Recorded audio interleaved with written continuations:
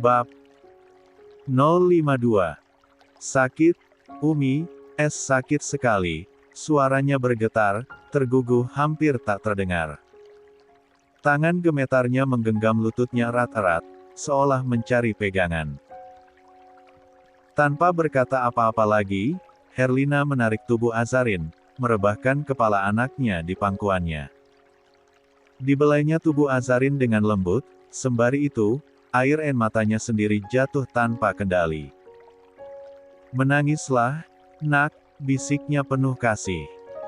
Menangis sampai kamu merasa lega. Umi di sini. Umi selalu di sini. Tangis Azarin makin memuncak, tubuhnya bergetar hebat. Dia mencurahkan segala rasa yang membebani dadanya selama ini. Luka yang telah dia coba kubur dalam-dalam, kenyataan pahit yang menghantamnya tanpa ampun, hingga perkataan Aleya tadi yang mengoyak seluruh pertahanannya. Herlina tak berkata apa-apa lagi. Dia hanya memejamkan mata, membiarkan air matanya membasahi tubuh anaknya. Di dalam hatinya, dia berdoa, memohon, mengiba pada Sang Pencipta. Jika di masa lalu, aku tak sengaja menyakiti hamba-Mu, mohon hukum hamba, ya Rab. Asal jangan beri luka itu, pada keturunan hamba, hamba mohon, ya Rab. Beri kebahagiaan berlimpah setelah badai ini. Aleya terduduk di lantai ruang tamu yang dingin. Dinding-dinding rumah itu, yang dulunya penuh kehangatan saat dia datang ke rumah ini, kini hanya memantulkan sunyi. Dia menarik napas panjang, seolah mencoba mengisi rongga dadanya yang terasa kosong. Namun, napasnya justru tersangkut di tenggorokan, memaksa air mata jatuh tanpa henti. Dia menggenggam perutnya yang masih rata. Ada sesuatu di sana, kehidupan baru yang mulai tumbuh, meski belum diketahui dengan jelas, karena belum melakukan pemeriksaan. Namun, sesuatu itu, sangat diyakini bisa menjadi alasannya untuk bertahan, meski dunia seolah mengusirnya dari segala penjuru. Hatinya remuk mengingat wajah ibunya yang penuh kekecewaan. Aku tak salah, bisiknya lirih, mencoba meyakini dirinya. Suaranya pun terdengar getir. Aku hanya ingin bahagia, aku gak salah. Di saat hatinya hancur bak serpihan kaca, tiba-tiba ponselnya berdering, memecah kesunyian. Dengan tangan gemetar, Aleya mengeluarkannya dari dalam tas. Nama, Ibu Ramlah, terpampang di layar. Seketika, hatinya berdesir. Harapannya yang sempat runtuh seperti mendapati pijakan kecil. Dia menjawab panggilan itu dengan suara yang hampir tak terdengar. Assalamualaikum. Ucapnya, parau. Ramlah membalas salam dengan suara lembut yang menenangkan. Ada sesuatu yang berbeda di sana, bukan penghakiman, bukan amarah. Hanya perhatian yang tulus. Pertanyaan sederhana yang sangat diharapkan saat ini.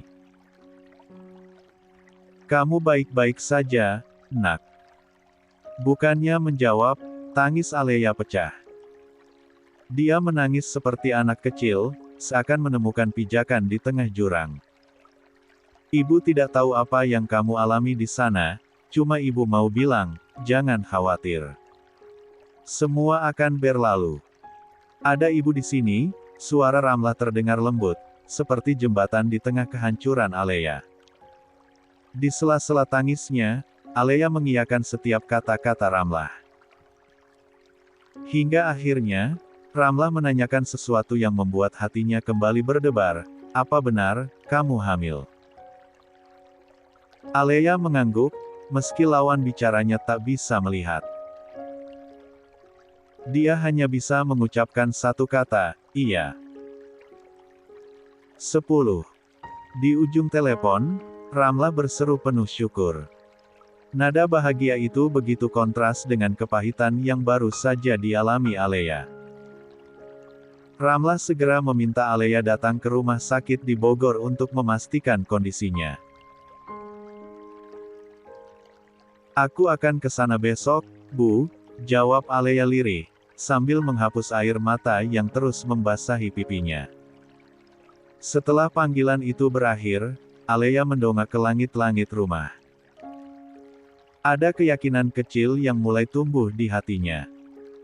Dia tahu, jalan yang dia pilih telah melukai banyak hati, tetapi kini, di dalam tubuhnya, ada alasan untuk terus bertahan.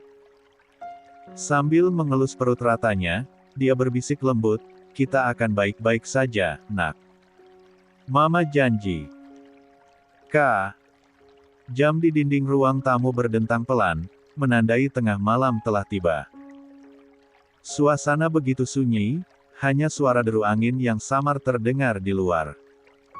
Mobil Din baru saja menghilang di tikungan, meninggalkan Herlina berdiri di depan rumah sambil menarik napas panjang.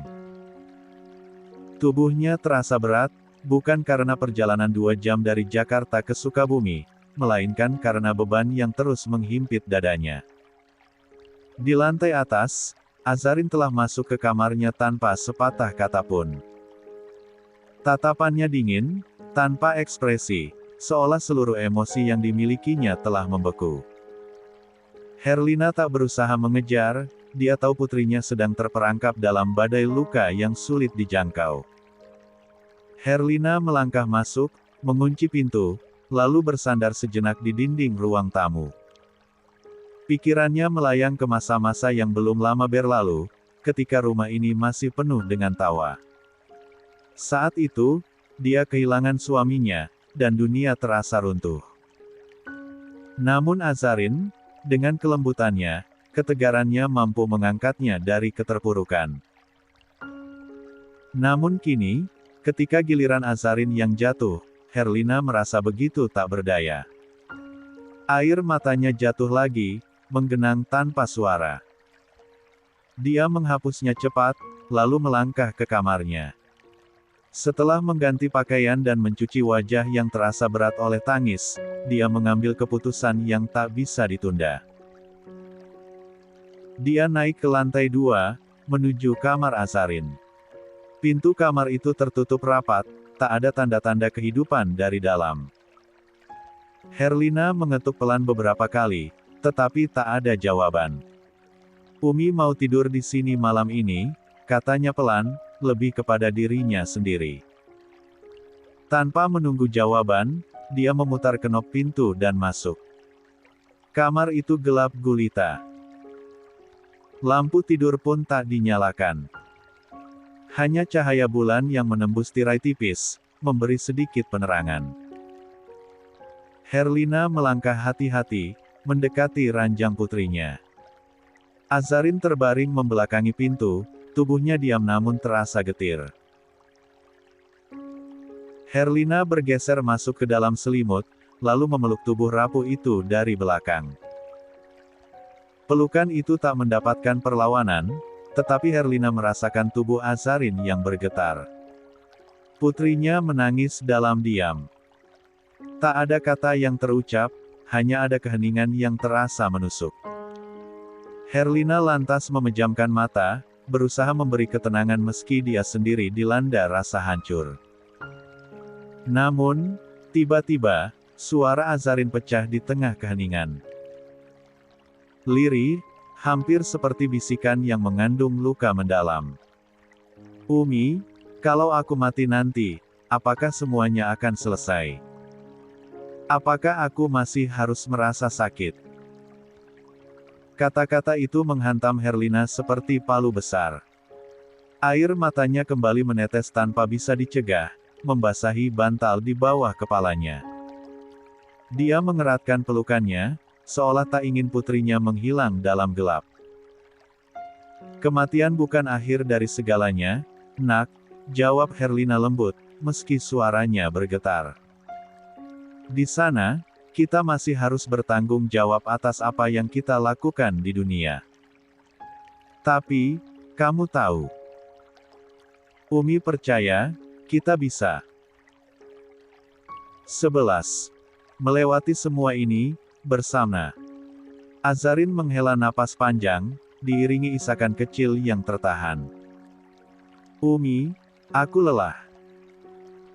Suaranya terdengar semakin lirih. Hati aku hancur, Umi. Sudah tak berbentuk. Aku gak tahu harus gimana lagi. Herlina tak ingin memaksa putrinya untuk bangkit seketika, karena dia tahu rasa sakit tak akan hilang hanya dengan kata-kata. Namun dia juga tahu, Azarin membutuhkan satu hal untuk bertahan, yakni cinta tanpa syarat. Kamu tahu, nak, bisik Herlina sambil mengecup rambut putrinya, dunia ini memang keras, tapi Umi di sini. Umi gak akan biarkan kamu sendirian, kita akan pulih bersama, meski harus perlahan. Malam itu, Herlina dan Azarin tertidur dalam dekapan penuh air mata. Di antara duka yang membelenggu, Herlina berjanji dalam hatinya bahwa ia akan menjadi penopang bagi putrinya, sampai Azarin kembali menemukan cahaya dalam kegelapan hidupnya. Pagi itu, aroma bawang putih yang ditumis bercampur dengan wangi daun jeruk memenuhi dapur kecil rumah Herlina. Azarin membantu sang ibu mengaduk kuah sup di atas kompor. Meski bibirnya tak banyak bergerak, tangannya tetap terampil bekerja. Herlina memandangi putrinya dengan hati-hati, tak ingin mengungkit apapun yang bisa merobek luka yang masih menganga. Asa, garamnya cukup belum? Tanya Herlina, mencoba memecah keheningan. Azarin mencicipi sedikit kuah dengan sendok. Kurang sedikit, Umi, jawabnya singkat. Herlina mengangguk, lalu menambahkan sedikit garam. Dia tahu putrinya sedang berusaha tegar, dan dia tak ingin merusaknya dengan pertanyaan atau nasihat yang belum tentu dibutuhkan. Tiba-tiba, suara dering ponsel dari ruang tengah memecah ketenangannya. Azarin berhenti mengaduk sup, meletakkan sendok, lalu melangkah ke ruang tengah. Matanya terpaku pada layar ponsel yang menyala. Nomor asing tertera jelas. Dia menatapnya dengan datar, tidak ada gejolak yang terlihat dari luar. Setelah beberapa detik, dia memutuskan untuk menjawab. Halo, Assalamualaikum, suaranya dingin, hampir tanpa emosi. Dengan siapa? Di seberang telepon, suara seorang pria terdengar gugup. Bu Jenderal, ini saya Arga. Saya ingin menanyakan kondisi Pak Jenderal sekarang, apa beliau masih belum sadarkan diri? Azarin refleks menendesah pelan. Kalau ingin tahu kondisi Pak Jenderal, tanyakan langsung pada Bu Alea. Beliau selingkuhan suami saya, dan pasti dia selalu berada di rumah sakit, menemani. Jangan hubungi saya lagi. Hening sejenak di ujung telepon. Azarin tak ambil pusing. Sebelum lawan bicaranya sempat merespons, dia langsung menutup telepon dengan ucapan salam yang datar. Azarin menatap keluar jendela, mencoba mengatur napas yang terasa sesak. Setelah beberapa saat, dia kembali ke dapur, memasang senyum kecil meski terasa berat. Sudah selesai, Umi. Kita sarapan, baru kita ke makam Abah. Herlina mengangguk, mencoba menutupi keprihatinannya terhadap anak bungsunya. Setelah mengunjungi makam suaminya, Herlina mengajak Azarin berjalan ke sungai dekat rumah. Pohon-pohon rindang di sepanjang jalan membuat suasana terasa sejuk meski matahari siang begitu terik. Di tepi sungai, Azarin duduk sambil mencelupkan jari-jarinya ke dalam air. Untuk pertama kalinya sejak hari itu, senyum kecil terukir di wajahnya. 12. Kamu suka di sini, kan, nak? Tanya Herlina lembut. Azarin mengangguk. Damai, Umi. Seandainya semua bisa kembali seperti dulu. Herlina hanya mengelus punggung putrinya, memberikan ketenangan tanpa banyak kata. Namun, senyum Azarin yang perlahan muncul adalah secercah harapan bagi Herlina. Umi ingat, di sini tempat aku bermain sama kakak sampai lupa pulang. Azarin tersenyum tipis di balik cadar, tatapannya terlihat kosong.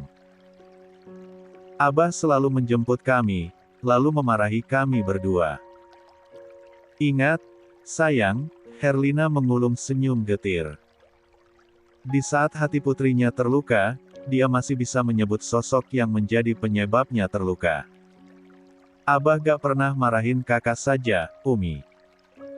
Kita sama-sama kena marah, level marah Abah juga sama. Azarin menghela napas berat, kepalanya sedikit mendongkak. Tapi, kenapa kakak bisa menancapkan pisau di hatiku, Umi?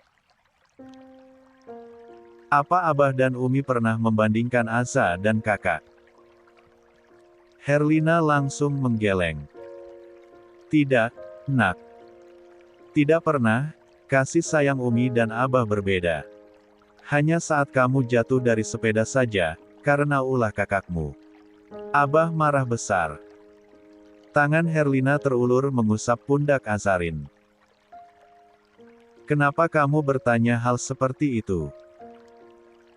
Apa kamu pernah mendengar, atau melihat Umi dan Abah memperlakukan kalian berbeda? Tidak, Umi. Azarin menoleh sejenak pada sang ibu. Hanya saja, kata orang anak pertama itu, anak yang menanggung beban keluarganya. Anak pertama dituntut untuk tegar. Aza hanya takut, selama ini kakak memendam semuanya lukanya. Itu sebabnya dia selalu mengatakan ingin bahagia sepertiku juga. Herlina terdiam, tatapannya menerawang jauh, mengingat lagi selama hidup, apakah dia pernah memperlakukan anaknya berbeda? Apakah ada kata yang terucap tanpa sadar? Di tengah lamunan Herlina, tiba-tiba saja suara dering ponsel Azarin terdengar nyaring, membuat atensi keduanya teralihkan. Azarin sendiri sedang menatap ponselnya, terlihat nomor asing lagi yang menghubunginya. Namun, berbeda dengan yang menghubunginya pagi tadi. Angkat saja, Nak. Suara Herlina memecah keterdiaman Azarin. Dia mengangguk, lalu mengangkat telepon tersebut. Assalamualaikum, sapanya dengan tenang. Dengan siapa? Kami dari rumah sakit, Bu. Sesuai data yang kami terima, Ibu menjadi penanggung jawabnya Pak Jenderal. Apa bisa, Ibu ke rumah sakit? Kebetulan suami Ibu, Su. Tidak, Mbak, jawab Azarin dingin. Sebentar lagi kami bercerai, Mbak. Di rumah sakit ada keluarganya, ada juga calon istrinya. Silakan alihkan saja penanggung jawabnya. Jelasnya, lalu menutup telepon. Herlina menatap sendu wajah putrinya, terlihat tegar, dan bisa berkata tegas. Tetapi tak ada yang tahu, sebesar apa lukanya. Sementara Azarin masih sibuk mengotak-atik ponselnya, lalu kembali menempelkan benda pipih tersebut di telinga. Tak berselang lama, ucapan salam terdengar. Waalaikumsalam, Pak Din. Maaf ya, aku ganggu. Tidak apa, Mbak Asa. Ada apa? Seladin begitu cepat. Tadi pihak rumah sakit mengabarkan perihal penanggung jawab Pak Jenderal. Bisa minta tolong, Pak Din ke rumah sakit, mengurus semuanya. Cabut namaku sebagai penanggung jawab. Azarin berkata dengan penuh keyakinan, bahkan tak lagi menyebut jenderal sebagai suami. Bisa, Mbak. Saya ke sana sekarang. 13. Terima kasih, Pak, ucap Azarin tulus. Assalamu. Perkataan Azarin terhenti tatkala Din kembali berbicara. Mbak Aza baik-baik saja. Tanpa sadar Azarin mengangguk, meskipun Din tak melihat. Alhamdulillah baik, Pak. Aku belum ucapkan terima kasih semalam. Maaf ya. Tidak apa, Mbak Asa. Saya mengerti kondisi Mbak Asa. Din terdiam, sejenak begitu juga dengan Azarin yang masih menunggu. Hingga akhirnya, Din kembali berbicara, Mbak Asa, mau es krim gak? Hah? Azarin tersentak, dia kebingungan, membuat Herlina mengerutkan kening. Iya, es krim, kata orang, kalau lagi sedih, coba makan es krim, moodnya bisa membaik. Seketika itu, Azarin terkekeh, membuat mata Herlina berkaca-kaca. Dia tak tahu apa yang Din katakan, sampai bisa membuat Azarina tertawa.